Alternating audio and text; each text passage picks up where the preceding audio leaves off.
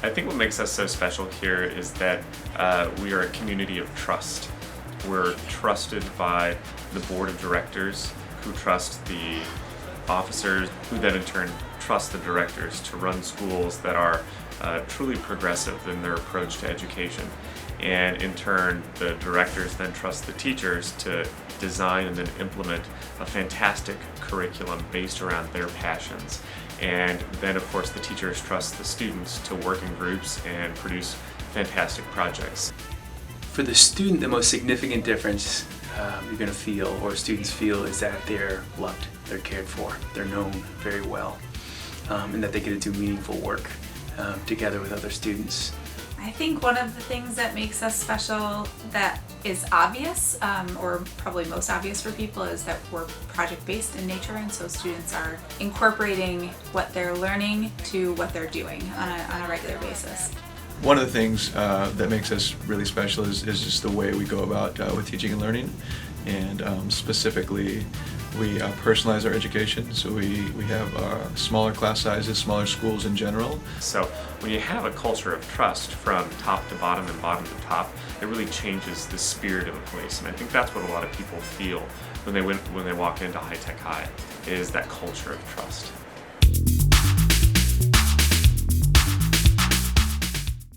I would say one of the biggest things that our students gain from their experience in our schools is they gain a sense of resilience. They also gain a degree of innovation. They learn social intelligence, they learn how to work with others, how to advocate for themselves, how to access human resources, and all those things lead to them persisting through college to get their degrees. One great advantage that kids get is that they are they're really self-confident and they are engaged in what they're learning. I think one of the big benefits for students of High Tech High is that they learn to think critically.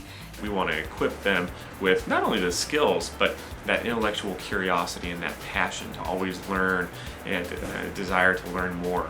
And that's what the kids are taking with them, not only into college, but beyond after they graduate. I think as a school, we tend not to want to limit them as far as the potential. They can reach their potential in anything they decide to do. After your general education requirements, once they major in something and then move on to graduate school, when they're working in the laboratory, when they're working with the professor, when they're working in the archive, and then in the careers that they start, they're actually using the skills that they gathered here while at High Tech High, which we believe are 21st century skills. The athletics program has the same philosophy. We want the students to be able to participate, to be able to know that they can accomplish anything that they seek to. Problem-solving skills, deeper critical thinking type of skills that you need really in whatever school you're going to proceed onto, and whatever career you're going to be going into. You need these particular skills.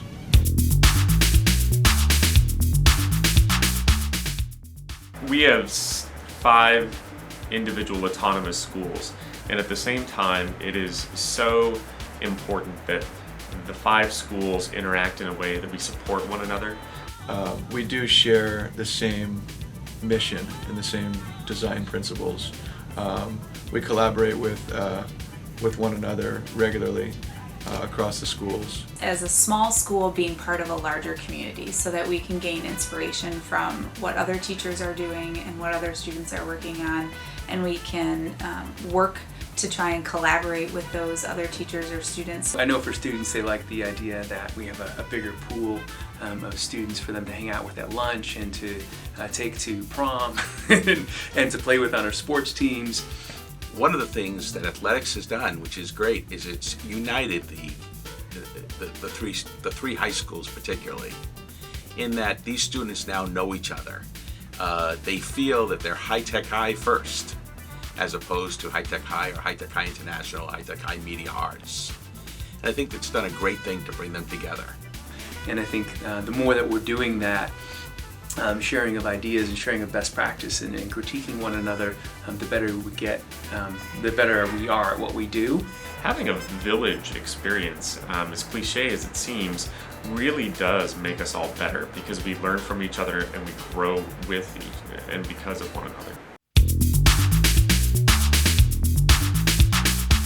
We We actually now have a system in place where we are receiving literally thousands of visitors every year, whether for longer periods of time that are more formalized, like our institutes that last 1 week or 2 weeks, to people who are curious in the education community who want to link up and be here for a day or two at a time. We're very fortunate in that the high-tech schools, we receive a lot of visitors from around the country and around the world who are interested in adopting some of what we do, things project-based learning, authentic projects as a vehicle for student learning.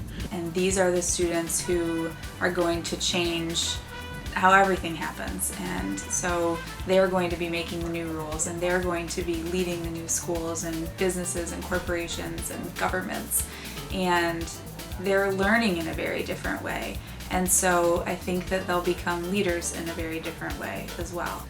I think that the future of education really relates to creativity and innovation. So I do see that this particular type of model that we're using here at the high-tech schools is spreading throughout the nation and throughout, at times throughout the world.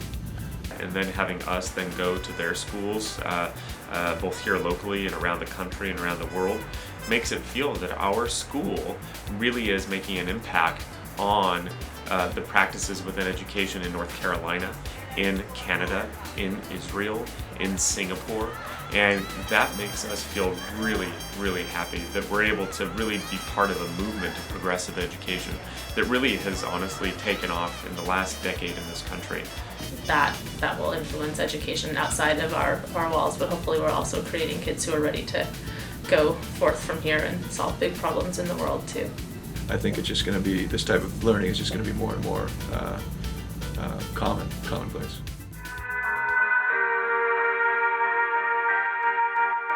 Support from families just attending student conferences, coming to exhibitions, volunteering, donating time, services, sometimes money.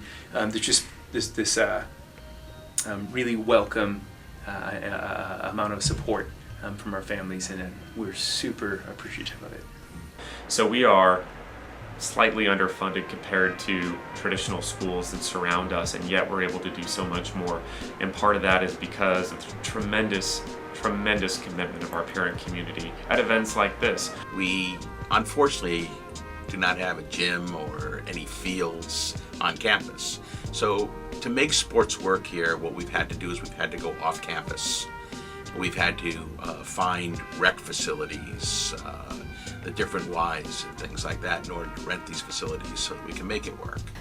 We're always looking for increases in new technology, new software, new equipment for students to test and trial.